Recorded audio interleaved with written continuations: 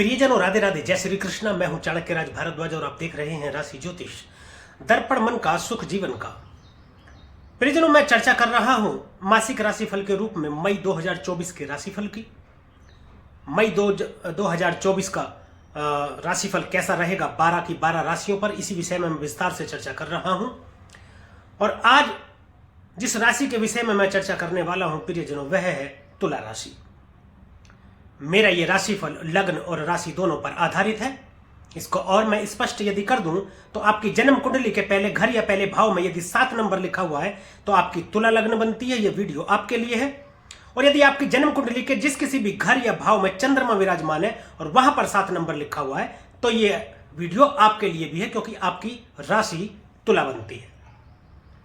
तो प्रियजनों, मेरे साथ बने रहिएगा वीडियो में अंत तक, तुला लग्न और तुला राशि के जातक, क्योंकि मैं बताने वाला हूं मई 2024 का पूरा महीना कैसा रहेगा आपके लिए। विवाह, संतान, प्रॉपर्टी, मकान, धन, सुख, समृद्धि, सभी के विषय में विस्तार से चर्चा करने वाला हूं। और वीडियो के अंत में कुछ उपाय भी मैं बताऊंगा जिनके माध्यम से ग्रहों की अशुभता से बचा जा सकता है। तो चलिए प्रियजनों शुरू करते हैं। शुरू करेंगे गुरु से। सर्वप्रथम गुरु आपकी राशि से जो गोचर कर रहे हैं वह कर रहे हैं अष्टम भाव में। अष्टम भाव प्रियजनों ऑकल्ट साइंस का भाव है। गूढ़ विद्या, गूढ़ रहस्य, तंत्र मंत्र, अचानक से हो जाने वाली घटनाएं, अचानक से हो जाने वाली दुर्घटनाएं, आयु का विचार यहां से करते हैं। मृत्यु का भाव है ये। अष्टम भाव में प्रियजनों अंधेरा है, ऑक्सीजन नहीं है, परंतु देवगुरु बृहस्पति स्वयं ऑक्सीजन है। देवगुरु बृहस्पति यहां पर बैठेंगे, अंधेरे को दूर करेंगे और उसमें ऑक्सीजन भर देंगे। अचानक से बहुत बड़े धन प्राप्ति के लिए भी अष्टम भाव जाना जाता है। तो आपको धन प्राप्ति के योग भी बना रहे हैं गुरुदेव। ज्योतिष की तरफ आपका रुझान होगा। ज्योतिष विद्या सीखने के लिए अचानक से आपको कोई गुरु भी मिल सकता है जिसके माध्यम से आप ज्योतिष का ज्ञान प्राप्त करें और अच्छे ज्योतिषी भी बने। तंत्र मंत्र की विद्या, तंत्र मंत्र की किताबें पढ़ने की जो रुचि है आपके अंदर अब बढ़ जाएगी। और ससुराल पक्ष से थोड़े से तनाव होते दिख रहे हैं, उसमें यदि सावधानी रखेंगे तो वह भी ठीक रहेंगे। गुरुदेव की पहली पंचम दृष्टि 12वें भाव में जाएगी। 12वां भाव प्रियजनों व्यय का भाव है, खर्च का भाव, परंतु मोक्ष का भी भाव है। सैया सुख भी यहां से देखते हैं। दाम्पत्य जीवन आपके मधुर होंगे। शुभ कार्यों पर खर्च होगा। कैसे शुभ कार्यों पर खर्च होगा? जैसे हॉस्पिटल का भी भाव है। हो सकता है आपके घर में नन्हे मेहमान का आगमन होने वाला हो, यानी कि संतान प्राप्ति हो सकती है आपको, जिसके चलते हॉस्पिटल में एडमिट होना पड़ सकता है। यदि आप स्त्री हैं तो आप स्वयं, यदि आप पुरुष हैं तो आपकी पत्नी को। विदेश यात्रा करवाएंगे, विदेशों से लाभ प्राप्ति के योग बनाते हैं। व्यापार में अपार सफलता देंगे, आशातीत सफलता देंगे। सप्तम दृष्टि से द्वितीय भाव को देखेंगे। धन भाव है, वाणी का भाव है, कुटुंब का भाव है। कुटुंब में वृद्धि के संकेत दे रहे हैं। यदि आप खुद विवाह योग्य हैं तो आपका विवाह हो सकता है। यदि आपके घर में कोई विवाह योग्य है तो उसका विवाह हो सकता है। संतान प्राप्ति के जरिए भी कुटुंब में वृद्धि हो सकती है। पैतृक संपत्ति कोई मिल सकती है यदि आपकी है तो। दूसरा भाव धन का वह भाव है प्रियजनों जो आपका कमाया हुआ नहीं होता, लेकिन आपके बड़े बुजुर्गों ने कमाया हुआ होता है। उनकी जो संपत्ति होती है उसके लिए दूसरा भाव देखा जाता है। तो ऐसी कोई संपत्ति है तो मिल सकती है। वाणी आपकी सौम्य और मधुर हो जाएगी, जिसके चलते लोगों में आपका सम्मान होगा और आप एक लोकप्रिय व्यक्ति के रूप में उभरेंगे। नवम दृष्टि प्रियजनों गुरुदेव की जाएगी चतुर्थ भाव में। संपूर्ण सुख की प्राप्ति करा देने वाले, माता के स्वास्थ्य में सुधार देंगे। माता से संबंध अच्छे होंगे। भवन, भूमि, वाहन की प्राप्ति कराएंगे आपको। यदि कोई मकान आप खरीदना चाहते हैं तो खरीद सकते हैं, और यदि कोई वाहन खरीदना चाहते हैं तो वह भी खरीद सकते हैं। प्रचुर मात्रा में धन प्राप्ति के योग बना करके इन सभी चीजों की प्राप्ति आपको करा सकते हैं गुरुदेव। गुरु के बाद प्रियजनों बात करेंगे अब हम शनिदेव की। शनिदेव आपके पंचम स्थान में स्थित है। देखिए, इस दौरान संतान प्राप्ति के प्रबल योग बन रहे हैं आपके। यदि आप इस दौरान प्रयास करते हैं तो आपको संतान प्राप्ति हो सकती है, क्योंकि 5वें घर में जब शनि होते हैं, जन्मस्थ हो या गोचर करते हुए पहुंच रहे हो, तो संतान अवश्य ही होती है। संतान से घर खाली नहीं रहता। परंतु एक सावधानी आपको रखनी है कि आपको अपना मकान नहीं बनवाना। यदि इस दौरान आप अपना मकान बनवाते हैं या मकान बनवाने की सोच रहे हैं तो ना बनवाएं आप, अन्यथा ये आपके बेटे के लिए कष्टकारी हो सकता है। शिक्षा में ब्रेक देते दिख रहे हैं। निवेश में नुकसान होने की संभावना है। सोच समझ करके निवेश करें यदि कहीं निवेश करना चाहते हैं तो। और मेरी सलाह तो यह है कि जब तक शनिदेव आपके 5वें घर में विराजमान है, आप निवेश में ध्यान ना ही लगाएं तो ही अच्छा है। अब बात करते हैं परिजनों इनकी दृष्टि की। तो शनिदेव की जो तृतीय दृष्टि है वह सप्तम भाव में जाएगी। दाम्पत्य जीवन में थोड़ी कटुता आ सकती है, मतभेद हो सकते हैं पति पत्नी के बीच में, सावधान रहें। व्यापारिक दृष्टि से यह दृष्टि अच्छी रहेगी, व्यापार को बढ़ाने का काम करेंगे, परंतु साझेदार से किसी बात को लेकर मतभेद हो सकते हैं। ठीक है, सूझबूझ से काम लीजिएगा, समझदारी से काम लीजिएगा। अन्यथा जब साझेदार में कोई काम कर रहे होते हैं और साझेदार से मतभेद होते हैं तो उसका असर व्यापार पर पड़ता है, जिसमें नुकसान दोनों को ही होता है। सूझबूझ से काम लेंगे, समझदारी से काम लेंगे, थोड़ी सावधानी रखेंगे तो इन सब चीजों से बचा भी जा सकता है। सप्तम दृष्टि जाएगी आपके 11वें भाव में। 11वां भाव लाभ का भाव है, इच्छापूर्ति का भाव है। सामाजिक मान प्रतिष्ठा में थोड़ी कमी आ सकती है और किसी बात को लेकर आप अपमानित भी हो सकते हैं, परंतु बड़े बुजुर्गों का आशीर्वाद आप पर बना रहेगा। कोई इच्छा पूर्ति भी आपकी हो सकती है, जैसे संतान प्राप्ति की आपकी इच्छा है, मनोकामना आपकी पूर्ण हो सकती है। 11वें भाव में कोई भी ग्रह बुरा फल प्रदान करता नहीं है, शनि भी कोई ज्यादा बुरा फल प्रदान नहीं करेंगे। शनि की 10वीं दृष्टि द्वितीय भाव में जाएगी, धन का भाव है। वाणी में दोष उत्पन्न के चलते कुटुंब से संबंध थोड़े खराब हो सकते हैं, पति पत्नी के बीच में भी संबंध खराब हो सकते हैं, परंतु वह ठीक भी जल्दी हो जाएंगे। कारण उसका यह है कि देवगुरु बृहस्पति की भी दृष्टि यहां पर है। तो देवगुरु बृहस्पति हीलर कहे जाते हैं, बहुत बड़े उपचारक हैं, ये चीजों को ठीक करने का कार्य करते हैं। और शनिदेव वैसे भी गुरु के आगे नतमस्तक होते हैं, ज्यादा बुरा प्रभाव देते नहीं है जहां गुरु का प्रभाव होता है। अब परिजनों बात करेंगे हम राहु की। राहु आपके 6ठे भाव में स्थित है, ये बहुत बढ़िया है। 6ठे भाव में राहु जब बैठते हैं तो समझ लीजिए कि शत्रु तो गए, शत्रुओं का तो पतन निश्चित है। रोग रिपु ऋण का भाव है। कुछ ऐसे शत्रु भी यदि होंगे परिजनों जो आपके साथ रहकर ये जताने का प्रयास करते हैं कि इस पृथ्वी पर उनसे ज्यादा शुभ चिंतक आपका कोई है नहीं, परंतु जैसे ही आपसे दूर जाते हैं आपकी पीठ पीछे षड्यंत्र रचते हैं आपके नुकसान करने का, आपका बुरा सोचते हैं और आपके पीछे आपकी बुराई करते हैं। ऐसे शत्रु अपने ही परेशानी में इलझ करके अपना ही नाश कर बैठेंगे और अपना ही नुकसान कर बैठेंगे, ये आपका कोई कुछ बिगाड़ नहीं पाएंगे। अगर रोग कोई ऐसा है जिससे आप कष्ट में हैं तो अब उससे मुक्ति आपको मिल सकती है।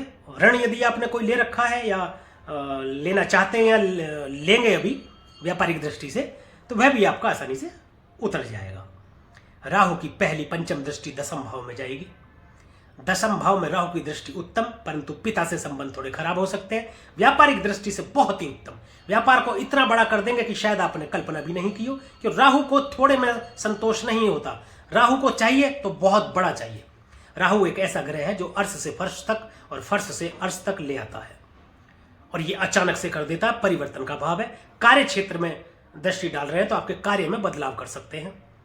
वैसे कि यदि आप नौकरी कर रहे हैं तो हो सकता है उसको छोड़ करके आप व्यापार करने लगे। आप व्यापार कर रहे हैं तो हो सकता है उस व्यापार को छोड़ करके कोई दूसरा व्यापार करने लगे। विदेश यात्रा करा सकते हैं। आपकी राजनीति में कोई बहुत बड़े पद की प्राप्ति, बड़ी उपलब्धि या बड़ी जिम्मेदारी आपको मिल सकती है। सप्तम दृष्टि से राहु 12वें घर को देखेंगे, विदेश यात्रा कराएंगे, विदेशों से व्यापार को जोड़कर लाभ प्राप्ति के योग बनाते हैं, परंतु आपके अवैध संबंध भी ये स्थापित करेंगे। उनके चलते हो सकता है किसी चरित्रहीन महिला द्वारा आप पर आरोप लगाया जाए, जिसके कारण आपको कोर्ट कचहरी के चक्कर लगाने पड़े, मुकदमेबाजी में फंसकर आपका खर्च बढ़ जाए। तो खर्च की अधिकता रहेगी इस दौरान और पति पत्नी के संबंध भी थोड़े खराब हो सकते हैं, पति पत्नी और वो के चलते, यानी कि किसी तीसरे के चलते, अवैध संबंधों के चलते। तो सावधान रहें, यदि इसमें सावधानी रखेंगे तो ये भी अच्छा हो सकता है, इससे भी बचा जा सकता है। 9वीं दृष्टि द्वितीय भाव में जाएगी राहु की। यहां पर शनि और देवगुरु बृहस्पति की भी दृष्टि है। राहु जब द्वितीय भाव में दृष्टि डालते हैं तो देखिए राहु क्या करेंगे, राहु वाणी में थोड़ा सा दोष उत्पन्न करेंगे और आपको सोच समझ करके बोलना है, अन्यथा आपके संबंध भी खराब हो सकते हैं और व्यापार भी आपका खराब हो सकता है। देखिए वाणी हमारे जीवन का इतना महत्वपूर्ण हिस्सा है कि वाणी से ही व्यापार अच्छा होता है, वाणी से ही व्यापार बुरा हो जाता है, वाणी से ही लोग पराये हो जाते हैं और वाणी से ही पराये लोग अपने हो जाते हैं। तो इसमें थोड़ा सावधानी रखेंगे तो आपके लिए उत्तम रहेगा, अच्छा रहेगा। सोच कर बोले, समझ कर बोले, जरूरत हो तो बोले, ना जरूरत हो तो ना बोले। अब बात करते हैं परिजनों केतु की। केतु आपके 12वें भाव में स्थित है। 12वां घर भी मोक्ष का भाव है और केतु भी मोक्ष के कारक है। तो आपका जुड़ाव अध्यात्म में ज्यादा हो सकता है इस दौरान। हो सकता है आपको ये सब लगने लगे कि ये सब मोह माया है, इसको छोड़कर कहीं दूर स्थान, धार्मिक स्थान पर जाकर सन्यासी बना जाए, ऐसा मन हो सकता है। परंतु व्यापार में आपकी तरक्की होती रहेगी और औलाद और पत्नी का भी सुख आपको मिलता ही रहेगा। अब बात प्रियजनों बाकी के ग्रहों की करते हैं। सबसे पहले सूर्य की करेंगे। सूर्य आपके सप्तम भाव में स्थित है। सूर्य आत्मविश्वास का कारक है, सूर्य पिता का कारक है, सूर्य आत्मा का कारक है, सूर्य सरकार भी है। सूर्य के अंदर एनर्जी ज्यादा के चलते पार्टनरशिप या दाम्पत्य जीवन में कुछ मतभेद की स्थिति उत्पन्न हो सकती है। सरकारी कार्यों में आपको सफलता मिलेगी। सूर्य की तरह चमकेगा आपका व्यापार बहुत बड़ा हो जाएगा और व्यापार को आपको सफलता के संकेत दे रहे हैं सूर्यदेव। व्यापार को भी अपने प्रकाश से प्रकाशमान करते दिख रहे हैं। सूर्य 13 तारीख तक यहाँ पर विराजमान रहेंगे। 13 तारीख के बाद में 14 तारीख को ये प्रवेश कर जाएंगे प्रियजनों अष्टम भाव में। गुरु की ऊर्जा को बढ़ाएंगे, गुरु को एनर्जी देंगे, यानी गुरु को प्रकाशमान करेंगे और अष्टम भाव को भी प्रकाशमान करेंगे। परंतु आंखों संबंधी आपको कोई परेशानी हो सकती है, उसका आपको विशेष ध्यान रखना पड़ेगा। सूर्य के बाद प्रियजनों बात मंगल देव की करेंगे, जो कि छठे भाव में स्थित है। हालांकि ये राहु के साथ मिलकर, राहु के साथ युति बनाकर अंगारक योग बनाते हुए विस्फोटक योग बना रहे हैं। यह अति घातक योग होता है, परंतु यहां पर राहु और मंगल दोनों ही उत्तम फलों की प्राप्ति कराते हैं। शत्रुअंता योग बनाते हैं, रोग रिपु ऋण से आपकी रक्षा करेंगे, शत्रुओं से रक्षा करेंगे और शत्रुओं का नाश करेंगे। मंगल के बाद प्रियजनों बात करेंगे हम बुध देवता की। बुध अभी तो देखिए छठे भाव में स्थित है। बुध 10 मई को ये आ जाएंगे सप्तम भाव में। सप्तम भाव में जब आएंगे तो ये बुद्धि विवेक कौशल को नियंत्रित करके व्यापार में आशातीत सफलता देंगे। दाम्पत्य जीवन मधुर करेंगे और संतान प्राप्ति के भी योग बनाएंगे, क्योंकि बुध को राजकुमार कहा जाता है। सप्तम भाव में बुध लगन में दृष्टि डालेंगे तो आपको ऐसी सद्बुद्धि देंगे, यानी आपके विवेक को इतना फोकस कर देंगे कि आपको समझ आएगा कि व्यापार को कैसे करना चाहिए और किस तरीके से निवेश करना चाहिए। आपकी वाणी अच्छी हो जाएगी, स्पष्ट वक्ता हो जाएंगे, जो बोलेंगे सामने वाले को स्पष्ट रूप से समझ में भी आएगा। बुध के बाद प्रियजनों शुक्रदेव की करेंगे। शुक्रदेव आपके सप्तम भाव में स्थित हैं। विवाह के योग बनाते हैं, प्रेम विवाह के योग बना रहे हैं, शीघ्र विवाह के योग बना रहे हैं, संतान प्राप्ति के भी योग बनाते हैं। संपूर्ण सुख की प्राप्ति करा देने वाले शुक्रदेव जब आप लगन में दृष्टि डालेंगे तो आपका सौंदर्य निखर जाएगा। आप ऊर्जावान होंगे और कलाकृति से संबंधित, चित्रकला से संबंधित कोई कार्य यदि आप करते हैं तो उसमें आपको आशातीत सफलता भी ये देते दिख रहे हैं। 19 तारीख तक ये यहां पर विराजमान रहेंगे प्रियजनों। 19 तारीख के बाद शुक्रदेव आ जाएंगे आपके अष्टम भाव में। जब अष्टम भाव में शुक्रदेव आएंगे तो अचानक से कोई बहुत बड़े धन की प्राप्ति कराने के संकेत दे रहे हैं आपको, और यहां पर गुरु का साथ इनको मिलेगा और स्वराशि के होकर के यहां पर बैठेंगे तो ससुराल पक्ष से भी आपको संबंध अच्छे देखने को मिलेंगे। तो प्रियजनों ये था मई 2024 का राशिफल तुला लग्न और तुला राशि के जातकों के लिए। अब बात कुछ उपायों की कर लेते हैं प्रियजनों। आपकी राशि के स्वामी शुक्रदेव हैं। माता लक्ष्मी के दर्शन करें, लक्ष्मी के मंदिर जाकर उन्हें सफेद पुष्प अर्पित करें तो आपको अच्छे फल प्राप्त होते रहेंगे। हनुमान चालीसा का पाठ करें, गणेश जी की आराधना करें, गणेश मंदिर जाएं और सूर्य को प्रतिदिन जल अर्पित करें तो सभी ग्रहों के उत्तम फल आपको प्राप्त होते रहेंगे। प्रियजनों आज के लिए, अभी के लिए बस इतना ही।